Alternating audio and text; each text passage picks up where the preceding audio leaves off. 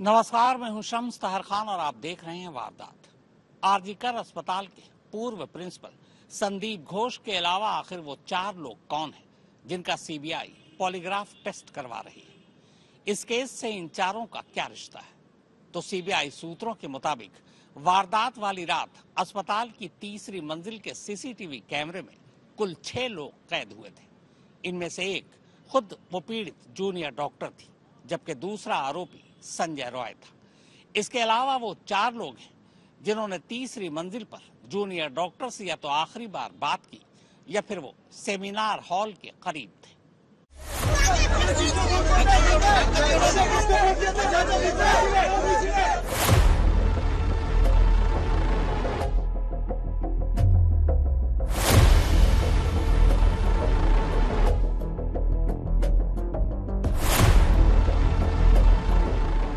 आरजीकर अस्पताल के सीसीटीवी कैमरे में ट्रेनी डॉक्टर के रेप और मर्डर के आरोपी संजय राय की ये वो तस्वीरें हैं जो 8 और 9 अगस्त की दरमियानी रात को कैद हुई।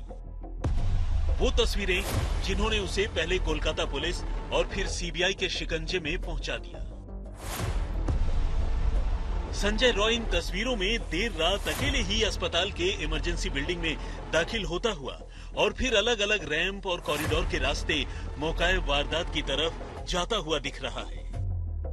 जाहिर है संजय के खिलाफ सीबीआई के पास फिलहाल इन तस्वीरों के साथ साथ उसके मोबाइल फोन की लोकेशन और मौकाए वारदात से मिले उसके ब्लूटूथ नेक बैंड की सूरत में कई अहम सबूत हैं। लेकिन फिर भी इस केस में कुछ ऐसा है जिस पर से पर्दा हटना अभी बाकी है और इसीलिए सीबीआई अब पॉलीग्राफ टेस्ट का सहारा लेने जा रही है। सीबीआई आरजीकर मेडिकल कॉलेज के प्रिंसिपल डॉक्टर संदीप घोष के अलावा उसी अस्पताल के 2 जूनियर डॉक्टरों समेत कुल 4 लोगों का पॉलीग्राफ टेस्ट करवाने की तैयारी में है। असल में सीबीआई ये जानना चाहती है कि वारदात से पहली रात के बारे में ये चारों अपने बयान में जो कुछ बता रहे हैं वो कितना सही है और कितना गलत। लेकिन सवाल यह है कि आखिर ये चारों हैं कौन और क्यों इनका बयान इतना अहम है कि सीबीआई पॉलीग्राफ टेस्ट की मदद से इनके बयान को वेरीफाई करना चाहती है। तो इसका जवाब है कि यही वो 4 लोग हैं जिन्होंने आखिरी बार वारदात का शिकार बनी ट्रेनी डॉक्टर को जिंदा देखा था और जिनके साथ ट्रेनी डॉक्टर ने वारदात से पहले आखिरी बार डिनर लिया था। लेकिन क्या ये चारों उस रात ट्रेनी डॉक्टर के साथ डिनर करने के बाद फौरन उस सेमिनार रूम से निकल गए थे? अगर हाँ, तो चारों कहां चले गए? इनमें से कोई भी उस रात सेमिनार रूम में रुका क्यों नहीं? इनका उस रोज सेमिनार रूम से चला जाना क्या सिर्फ एक इत्तेफाक था या फिर इसके पीछे कोई और कहानी है? तो सीबीआई को फिलहाल यही सब कुछ पता करना है। इन्हीं लोगों से हुई पूछताछ और मौकाए वारदात यानी आरजीकर मेडिकल कॉलेज से इकट्ठा किए गए इलेक्ट्रॉनिक एविडेंस से सीबीआई को अब 8 और 9 अगस्त की दरमियानी रात से लेकर 9 अगस्त की सुबह ट्रेनी डॉक्टर की लाश मिलने तक के पूरे सीक्वेंस का पता चल चुका है और ये पूरा का पूरा सिलसिला अपने आप में बेहद हैरान करने वाला है। मगर इससे पहले कि हम इस वाकये में और आगे बढ़े, आइए जल्दी से आपको इन चारों किरदारों से मिलाए देते हैं।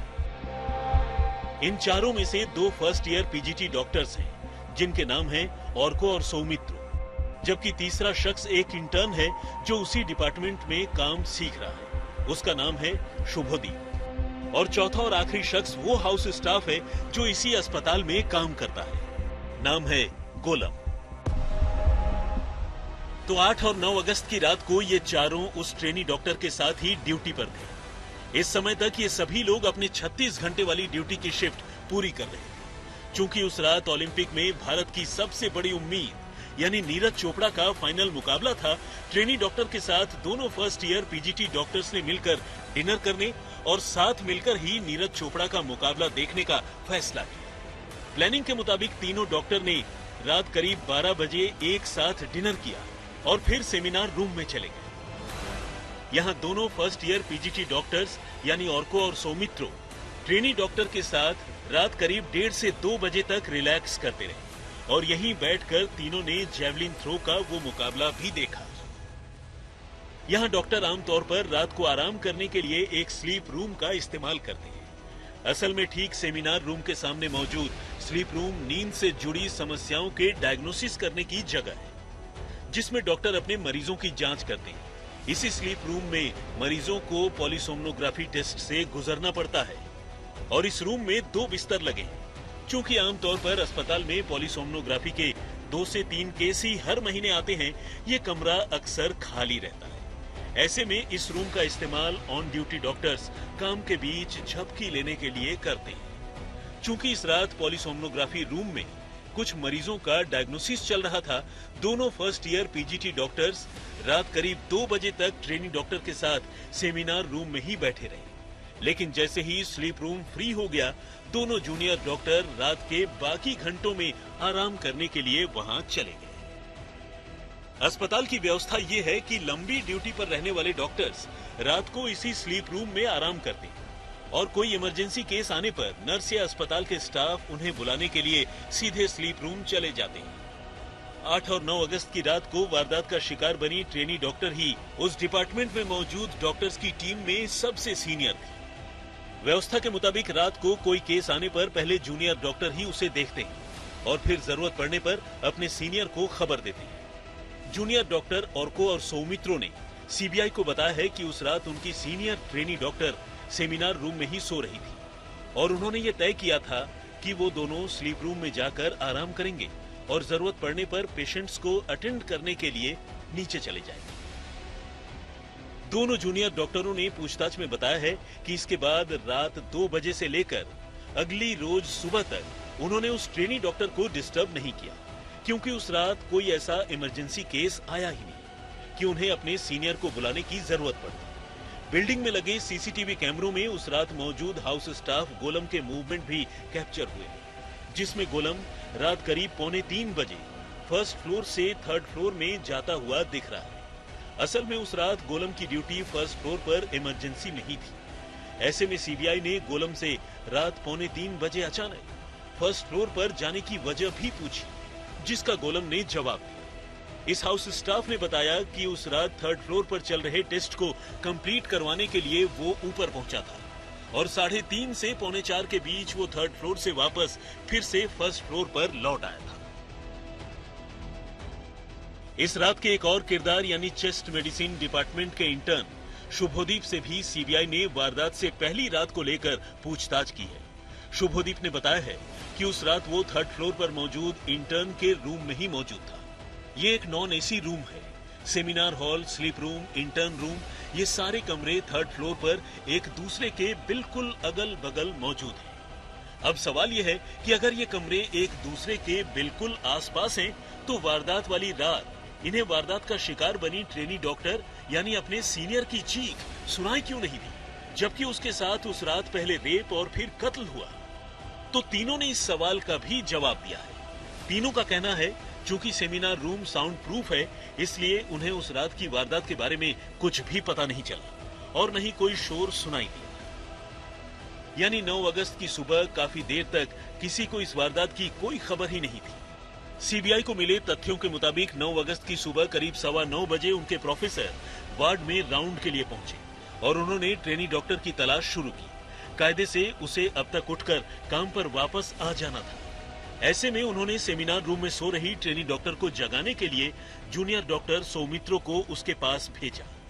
लेकिन सेमिनार रूम के पोडियम में पड़ी ट्रेनी डॉक्टर को देखकर ही सौमित्रो को अनहोनी का एहसास हो गया, क्योंकि सौमित्रो के कई बार आवाज लगाने के बावजूद उठना तो दूर, ट्रेनी डॉक्टर अपनी जगह से हिली तक नहीं। ऐसे में उसने फौरन लौटकर अपने सीनियर को इसकी जानकारी दी और फिर ये जानकारी अस्पताल प्रशासन से होती हुई पुलिस तक पहुंची। हालांकि मामला सिर्फ इतना भर नहीं है। असल में सीबीआई को उस रात ट्रेनी डॉक्टर के साथ मिलने और डिनर करने वाले चारों स्टाफ के बयान में कुछ विरोधाभास भी नजर आए हैं और यही वजह है कि सीबीआई अब इन सभी का पॉलीग्राफ टेस्ट करा लेना चाहती है, ताकि ये साफ हो जाए कि ये सच बोल रहे हैं या फिर कुछ छिपाने की कोशिश कर रहे हैं।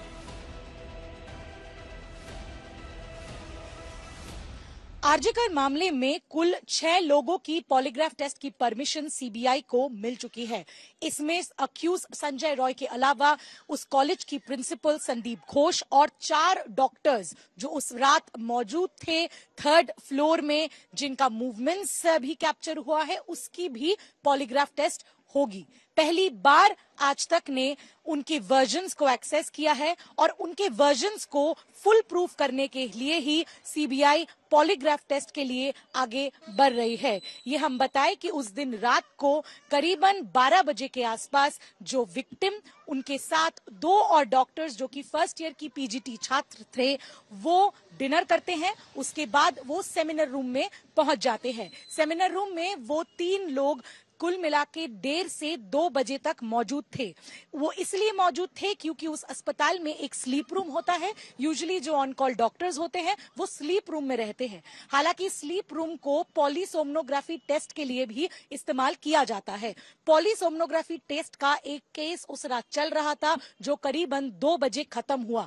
जब ये टेस्ट खत्म होता है उसके बाद जो 2 डॉक्टर्स थे वो स्लीप रूम में चले जाते हैं। ये आपको बताना बेहद जरूरी है कि सेमिनार रूम और स्लीप रूम एकदम एक दूसरे के ऑपोजिट है। सेमिनार रूम में जो विक्टिम है वो सो जाती है और जो 2 फर्स्ट ईयर के स्टूडेंट्स हैं वो स्लीप रूम में चले जाते हैं। उनके बयान के हिसाब से क्योंकि वो फर्स्ट ईयर के स्टूडेंट्स थे, नाइट ड्यूटी पे पहले रिस्पोंडेंट्स के तौर पे वो ही ड्यूटी पे जाते थे। जब कोई इमरजेंसी सिचुएशन आती थी तब वो सेकेंड ईयर या कि सीनियर मोस्ट स्टूडेंट, इस मामले में जो विक्टिम है, उनको बुलाते थे। उनका ये कहना है क्योंकि उस रात को सुबह तक कोई इमरजेंसी केस नहीं आई थी, इसीलिए उन्होंने विक्टिम को नहीं बुलाया है। ये सारे बयान इन 4 लोगों से पहले कोलकाता पुलिस भी ले चुकी है। उसके बाद सीबीआई ने भी कई दफा इनके साथ इंटरोगेशन किया है। क्योंकि 2 फर्स्ट ईयर स्टूडेंट्स की फिंगरप्रिंट्स भी सेमिनार रूम से मिली है और क्योंकि बाकी दोनों का भी कहना है कि वो किसी तरह 3rd फ्लोर पे उस रात आए थे, ये सारे पॉसिबिलिटीज कि क्या उन्होंने किसी भी तरह कोई कॉन्स्पिरेसी में इस क्राइम से शामिल थे या किसी भी तरह कोई टैंपरिंग ऑफ एविडेंस में शामिल थे, ये सारे थ्योरीज को आयन आउट करने के लिए सीबीआई पॉलीग्राफ टेस्ट से आगे बढ़ रही है। लेकिन ये तो रही इस केस से जुड़े दूसरे किरदारों की कहानी। ट्रेनी डॉक्टर के रेप और मर्डर के इल्जाम में गिरफ्तार संजय रॉय के सीसीटीवी फुटेज के हवाले से अब उसके अस्पताल में दाखिल होने, सेमिनार रूम तक जाने और वारदात के बाद बाहर निकलने का पूरा सीक्वेंस भी साफ हो गया है। इस फुटेज के मुताबिक वो सुबह 3:42 पर गेट के पास बाइक पार्क कर आरजी कौर अस्पताल के गेट से अंदर जाता हुआ दिख रहा है। सुबह 3:48 पर इमरजेंसी बिल्डिंग के रैंप से बिल्डिंग के अंदर दाखिल होता हुआ नजर आ रहा है। सुबह 4:03 पर वो 3rd फ्लोर के कॉरिडोर के पास नजर आ रहा है, यानी मौका वारदात यानी सेमिनार हॉल के पास। इसके करीब आधे घंटे बाद सुबह 4:32 पर संजय रॉय 3rd फ्लोर के चेस्ट मेडिसिन डिपार्टमेंट के बाहर आता हुआ दिख रहा है। सीबीआई के मुताबिक इसी आधे घंटे में उसने ट्रेनी डॉक्टर के साथ रेप और मर्डर की वारदात को अंजाम दिया, जबकि अगले 4 मिनट बाद यानी सुबह 4:37 पर वो बाइक से आरजी कौर अस्पताल के बाहर निकलता हुआ दिख रहा है। बलात्कार और हत्या के इस गुत्थे को सुलझाने के लिए सीबीआई के पास में सबसे बड़ा सबूत है सीसीटीवी फुटेज, और इसी सीसीटीवी फुटेज के आधार पर सीबीआई अब ये लगभग तय कर चुकी है कि इस मामले का मुख्य आरोपी कोई और नहीं बल्कि संजय रॉय है। दरअसल उस वक्त, उस रात में संजय रॉय अस्पताल पहुंचता है 3:42 पर अपनी बाइक से। उसके ठीक 6 मिनट बाद संजय रॉय इमरजेंसी वार्ड में पहुंचता है। वो वक्त था 3:48। थोड़ी ही देर बाद यानी कि 4:03 पर संजय रॉय की जो ये सीसीटीवी फुटेज है वो अस्पताल के 3रे मंजिले पर पहुंचता है और सेमिनार हॉल में दाखिल होता है। लगभग 4:32 पर संजय रॉय सेमिनार हॉल से बाहर निकलता है और यही सीबीआई के पास में सबसे बड़ा सबूत है, क्योंकि सेमिनार हॉल में पीड़िता सो रही थी और इसी 29 मिनट के दौरान यानी कि 4:03 से लेकर तो 4:32 के बीच में न सिर्फ संजय रॉय कथित रूप से पीड़िता के साथ में बलात्कार करता है बल्कि उसकी हत्या भी कर देता है। और आनन फानन में ठीक 5 मिनट बाद 4:37 पर संजय रॉय अस्पताल छोड़कर भाग भी जाता है। सीबीआई सूत्रों का कहना है कि इसी सीसीटीवी फुटेज के आधार पर उन्होंने फोरेंसिक रिपोर्ट से भी मिलान किया हुआ है और लगभग यह बात तय हो चुकी है कि पीड़िता का रेप और मर्डर करने वाला शख्स कोई और नहीं बल्कि संजय रॉय है। जाहिर है सीसीटीवी की ये सारी तस्वीरें और ये तथ्य ही अपने आप में ये इशारा करते हैं कि इस वारदात में संजय रॉय ही वो इकलौता शख्स है जिसने ट्रेनी डॉक्टर का रेप और फिर मर्डर किया। और सीबीआई की अब तक की तफ्तीश भी यही कहती है। सीसीटीवी तस्वीरों में आरोपी संजय रॉय जीन्स और टी शर्ट पहने हुए नजर आ रहा है, जबकि उसके हाथ में एक हेलमेट है। ये वही हेलमेट है जिसका इस्तेमाल कोलकाता पुलिस करती है और ये कोलकाता पुलिस के यूनिफॉर्म का ही एक हिस्सा है। इस सीसीटीवी फुटेज में संजय रॉय के गले में वो ब्लूटूथ नेक बैंड भी दिखाई दे रहा है, जिससे इस केस में संजय रॉय के शामिल होने की पोल खुली और कोलकाता पुलिस ने पहले उसे गिरफ्तार किया। असल में पुलिस ने ये नेक बैंड मौका वारदात से टूटी हुई हालत में बरामद किया, जिसे देखकर पुलिस को ये शक था कि शायद ट्रेनी डॉक्टर का रेप करने के दौरान हुए संघर्ष में ये नेक बैंड टूटकर वहीं गिर गया और संजय रॉय को अफरा तफरी से वहां से भागने के चक्कर में इस नेक बैंड की याद नहीं रही। बाद में जब पुलिस सीन ऑफ क्राइम पर पहुंची और उसे वहां से वो टूटा हुआ नेक बैंड मिला तो पुलिस ने उस नेक बैंड को ब्लूटूथ के जरिए उस बिल्डिंग के 3rd फ्लोर पर वारदात वाली रात मौजूद तमाम लोगों के फोन से कनेक्ट करने की कोशिश की, लेकिन वो पहले से ही किसी और डिवाइस से कनेक्टेड था। और जब पुलिस ने सीसीटीवी फुटेज की मदद से संजय रॉय को हिरासत में लिया और उसके मोबाइल फोन की जांच की तो उस मोबाइल फोन से संजय के गले में दिख रहा ये नेक बैंड कनेक्ट हो गया, जो मौका वारदात पर टूटा हुआ मिला था। और यही सबूत संजय के ताबूत में अब तक की सबसे बड़ी और आखिरी कील साबित हुई। आज तक के हाथ लगा संजय राय का ये सीसीटीवी फुटेज ताबूत में कील साबित होगा। इस सीसीटीवी फुटेज में दिखाई दे रहा है कि 9 अगस्त को आरजीकर अस्पताल में संजय रॉय जाता हुआ दिखाई दे रहा है। संजय रॉय टी शर्ट पहना हुआ है, जींस पहना हुआ है, उसके हाथ में हेलमेट है और गले में ब्लूटूथ है। लेकिन जब वो वारदात को अंजाम देकर दोबारा वापस आता है तो उसके गले में ब्लूटूथ नहीं था। वो भी सीसीटीवी फुटेज में साफ साफ दिखाई दे रहा है। वो ब्लूटूथ पुलिस ने मौका वारदात से बरामद किया था और जब संजय राय को गिरफ्तार किया गया तो संजय राय के मोबाइल फोन से ब्लूटूथ कनेक्ट हो गया था और यहीं से सबसे बड़ा सुराग एजेंसियों के हाथ लगा था। कोलकाता से श्रेया चैटर्जी और अरविंद ओझा के साथ मुनीश पांडे, दिल्ली, आज तक।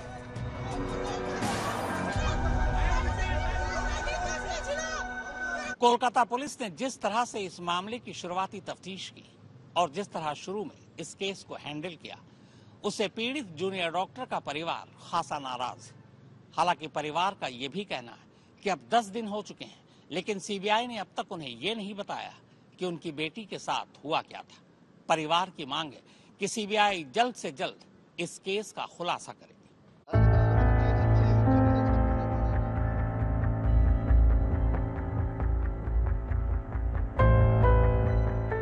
आरजीकर रेप और मर्डर के मामले में 15वें दिन शुक्रवार को ट्रेनी डॉक्टर के माता पिता ने नया खुलासा किया।